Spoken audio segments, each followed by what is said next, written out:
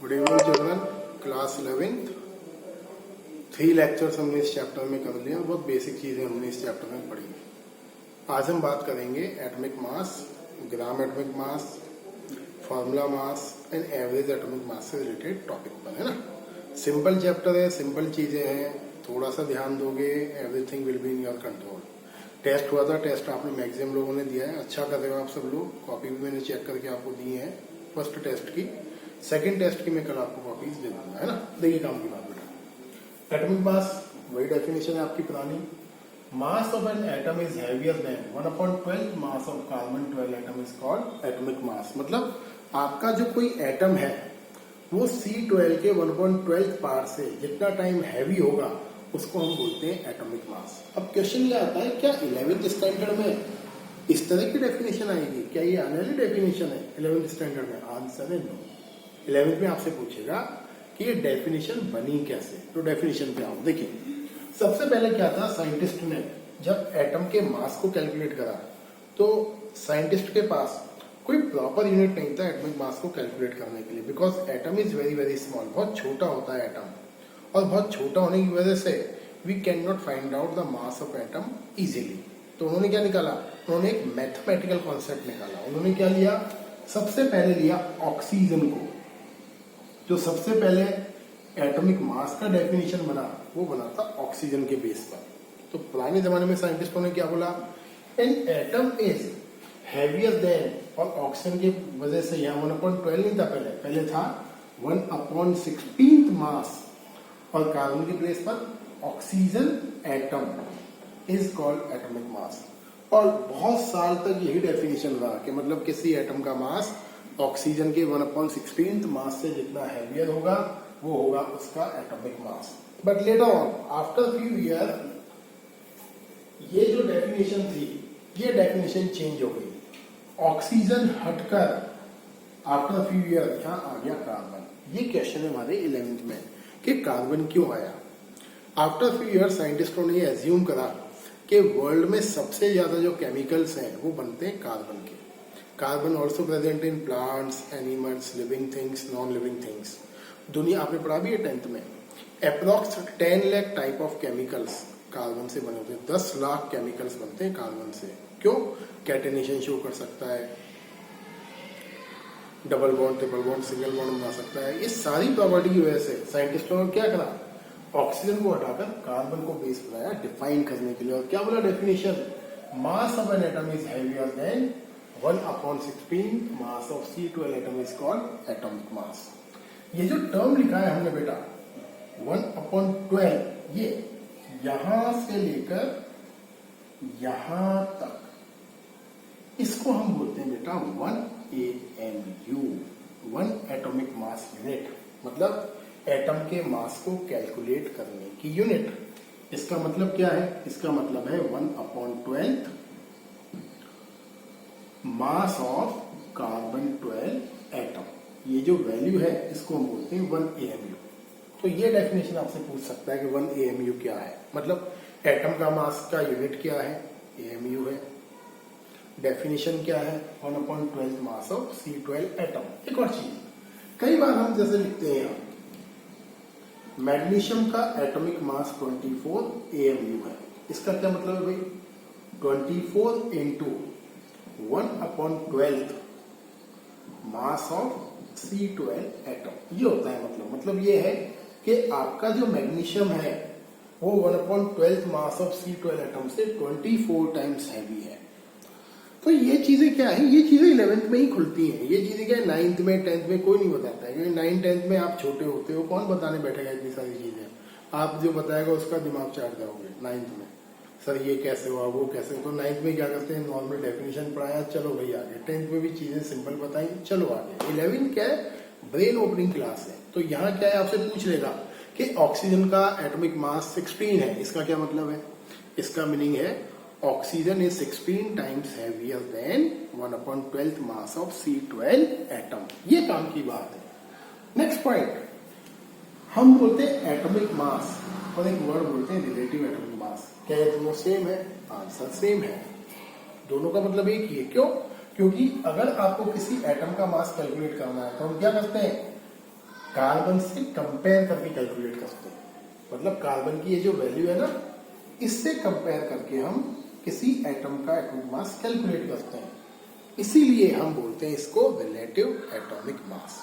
चाहे कोई atomic mass बोले आपके सामने, चाहे कोई रिलेटिव एटॉमिक मास बोले, दोनों का मीनिंग सेम है। क्लियर है? तो आपको बोले कोई what do you mean by relative atomic mass and why we called so, तो डेफिनेशन तो यही लिखना है। क्यों बोलते हैं वैसा? Because when we calculate mass of an atom, we calculate with respect of C12 atom. That's why it is called relative atomic mass. ये क्या है, आज का जो लेक्चर है ना, मतलब थ्योरेटिकल है, सुनने वाला लेक्चर है। ये सारी चीजें आपने ऑलरेडी पढ़ी हुई है 9th में और 10th में। मैं केवल वो चीजें बताऊंगा जो बिल्कुल नई है 11th के हिसाब से ना। और chapter is very very simple. Chapter में बिल्कुल दिक्कत नहीं आएगा आपको, मजा आएगा चैप्टर करने में। बढ़ते हैं आगे।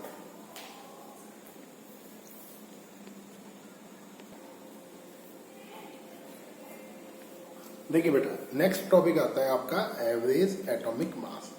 मैं एक बार में एक ही टॉपिक ले रहा हूँ बोर्ड पर, क्योंकि आपका 11th क्लास है, ताकि आराम से एक टॉपिक में एक बार में बताऊंगा ना। खिचड़ी नहीं पढ़ा रहा हूँ बोर्ड पे, 10-12 टॉपिक लिख दिए मैंने। तो ध्यान से सुनिए, एवरेज एटॉमिक मास ये क्या है। अगर आपका कोई एलिमेंट आइसोटॉप के फॉर्म में प्रेजेंट हो, जैसे सुना है ना आइसोटॉप, कार्बन का 612, 613, 614, ऑक्सीजन का भी होता है O816, O817, O818, हाइड्रोजन का होता है 1H1, 1H2, 1H3। सही है? तो अगर कोई एलिमेंट आइसोटॉप के फॉर्म में प्रेजेंट हो तो क्या होगा, वो आइसोटॉप डिफरेंट परसेंटेजेस में क्या होगा, नेचर में एग्जिस्ट करेगा। जैसे दुनिया में सबसे ज्यादा मिलने वाला कार्बन का आइसोटॉप होता है C12, उससे कम क्वांटिटी किसकी होती है, C13 की, और सबसे कम C14 की। ये जो आइसोटॉप है इसको हम बोलते हैं रेडियो एक्टिव आइसोटॉप। ये आइसोटॉप काम आता है कार्बन डेटिंग में। आपने सुना होगा SST में topic, carbon dating. Carbon dating होता है फॉसिल्स की एज को कैलकुलेट करने में। आपकी बॉडी, हमारी बॉडी में भी C14 आइसोटॉप है। अब है क्या, वो कम क्वांटिटी में। होता क्या है, अगर कोई एनिमल या कोई प्लांट, अगर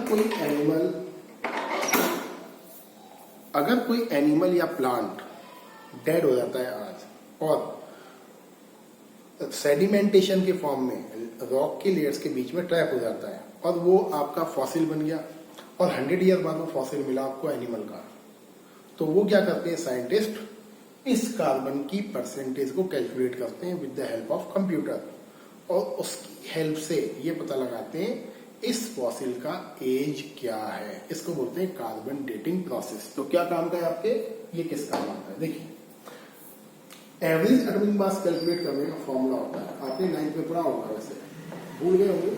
सिंपल फॉर्मूला है, average atomic mass equal percentage of isotope 1 into its atomic mass divide by 100 plus percentage of isotope 2 into वही आपका atomic mass divide by 100 and so on. 3 है तो 3 हो जाएगा, है ना? क्लियर? अब क्वेश्चन आता है कि न्यूमेरिकल कैसे आएंगे। आपको ऐसे लिख के देगा और बोलेगा ये कंडीशन है, आपका C612 98% प्रेजेंट है नेचर में, C613 1.5 है, C614 0.5 है। ये मैंने इमेजिनरी डेटा लिया है। और आपको बोलेगा एवरेज एटॉमिक मास कैलकुलेट करिए। एक क्वेश्चन पूछेगा why we calculate average atomic mass, तो आपको बोलना है average atomic mass we calculate when an element exist in different isotopic form. सही है? कैसे निकालोगे? बहुत सिंपल है। मेथड जो मैं बता रहा हूँ न्यूमेरिकल के, मेरे वाले ही करना। मैं रिफ्रेशर से इजी बता रहा हूँ, सिंपल बता रहा हूँ आपको, जो मतलब फटाफट लगाया सॉल्व कर देगा। जैसे यहां देखिए, इसका कराएंगे परसेंटेज ऑफ आइसोटॉप 1 कितना है 98, इसका एटॉमिक मास कितना है 12 divide by 100 plus percentage of isotope 2 1.5, atomic mass कितना है 13 divide by 100 plus percentage of isotope 3 कितना है percentage 0.5, atomic mass 14 divide by 100। Clear? Solve कर लीजिए, you will get average atomic mass of your carbon atom. सही। देखिए, आपका एक कंफ्यूजन दूर करता हूं क्लास 10th का और 9th का। सबसे इंपॉर्टेंट, कई बार आपने देखा होगा कि क्लास 9th में जब हम एटॉमिक मास लिखते हैं बुक में, कई बार एटॉमिक मास आता है ग्राम में, कई बार आता है एएमयू में, बट हम ध्यान देते नहीं है। इवन बच्चे नहीं पूछते हैं 9th में, 10th में भी नहीं पूछते, हम भी नहीं बताते हैं, क्योंकि बहुत बड़ी प्रॉब्लम है पीछे छुपी हुई। जैसे कई बार होता है ना, कई जगह लिखा होता है ऑक्सीजन का एटॉमिक मास 16 ग्राम, कई जगह होता है ऑक्सीजन का एटॉमिक मास 16 AMU। कोई बच्चा नहीं पूछता है। आज तक मुझे 10 ईयर के कैरियर में 11, 12 और 9, 10 पढ़ाया है, आज तक किसी बच्चे ने नहीं पूछा कि सर कई बार तो ग्राम आता है लिखा हुआ, कई बार आता है आपका AMU, क्या ये सेम है अलग अलग है? कोई पूछता नहीं है, कोई बताता भी नहीं है। क्यों नहीं बताता? कि 9th का बच्चा इतना कैपेबल नहीं होता है समझने के लिए। आज मैं बताऊंगा AMU का मतलब क्या है और ग्राम का मतलब क्या है। तो ये ध्यान से देखो, टॉपिक तो आपको आता है, देखिए ग्राम, एटॉमिक मास और ये मॉलिक्यूलर मास सब आपको पता है। पहले सिंपल बताता हूँ जो आपको 11, 9 में पढ़ा हुआ है। देखिए मॉलिक्यूलर मास क्या है, जैसे मैंने लिखा CaCO3 मॉलिक्यूल है। कैल्शियम का एटॉमिक मास होता है 40, कार्बन का होता है 12, ऑक्सीजन का होता है 3 × 16। अगर आप इन सबको ऐड कर दोगे तो आपको जो मिलेगा वो होगा आपका मॉलिक्यूलर मास 100 AMU। सही है। तो सिंपल वही 10th 9th 10th वाला मतलब क्या है, अगर हम किसी मॉलिक्यूल में प्रेजेंट सारे एटम के एटॉमिक मास को ऐड कर दें तो जो वैल्यू मिलेगी हमें, that is called molecular mass. But problem वही फंसेगी सामने। कभी कभी हम वर्ड लिखते हैं ग्राम एटॉमिक मास और ग्राम मॉलिक्यूलर मास। अब क्यों लिखते हैं देखिए, जैसे मैंने लिखा ऑक्सीजन के लिए O2 का एटॉमिक मास, या सिंगल ले लो, ऑक्सीजन का एटॉमिक मास कई बार हम लिखते हैं 16 ग्राम। जैसे CaCO3 है, आपने लिखा इसका एटॉमिक मास 100 ग्राम, ऐसे कैलकुलेट करके। अब ग्राम कब लिखते हैं और AMU कब लिखते हैं, ये समझिए आप। AMU तब लिखते हैं जब आपका ओनली 1 मॉलिक्यूल हो। सुन लो ध्यान से, इसको बहुत इंपॉर्टेंट है, बहुत ब्रेन ओपनिंग कॉन्सेप्ट है ये। अगर किसी के एटॉमिक मास के आगे AMU लिखा हुआ है, जैसे मैंने लिखा सोडियम का एटॉमिक मास 23 AMU है, इसका मतलब है ये 1 सोडियम एटम का एटॉमिक मास है। मतलब ये कितना एटम है सोडियम के, ओनली 1 सोडियम एटम। अगर मैंने लिखा CaCO3 का एटॉमिक मास 100 AMU है, तो कितने मॉलिक्यूल हैं, ओनली 1 मॉलिक्यूल है। लेकिन अगर मैंने लिखा ऑक्सीजन का एटॉमिक मास 16 ग्राम है, ग्राम के फॉर्म में लिखा, तो इसका मतलब है कि आपके पास 1 मोल ऑक्सीजन एटम है। ये है इसका मतलब आइडिया।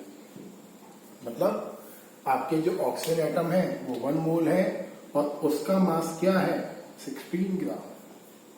अगर किसी एटॉमिक मास में मुझे ग्राम लग जाए तो ग्राम का मतलब है वो 1 मोल पार्टिकल का एटॉमिक मास है। और 1 मोल की वैल्यू कितनी होती है, 6.022 10⁻23 ऑक्सीजन एटम्स। इसका मास कितना है, 16 ग्राम है। समझ में आया? ऐसे ही अगर 100 ग्राम लगा है तो कितने का मास है ये, 1 मोल CaCO3 का मास 100 ग्राम। तो ये ध्यान रखना बेटा, ग्राम का मतलब क्या है, 1 मोल का मास। AMU का मतलब क्या है, 1 एटम या 1 मॉलिक्यूल का मास। बाकी कहीं कोई दिक्कत नहीं है, डेफिनेशन कोई पुरानी वाली डेफिनेशन है। जैसे ग्राम के फॉर्म में बोला, आपसे बोला what do you mean bye gram atomic mass, तो जो एक्सीलेंट बच्चा होगा वो क्या बोलेगा, mass of 1 mole molecule is called gram molecular mass.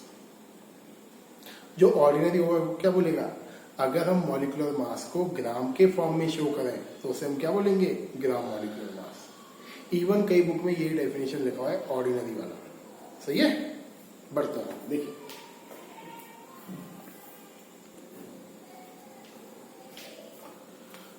देखिए एक टर्म होता है आपका फॉर्मूला यूनिट मास।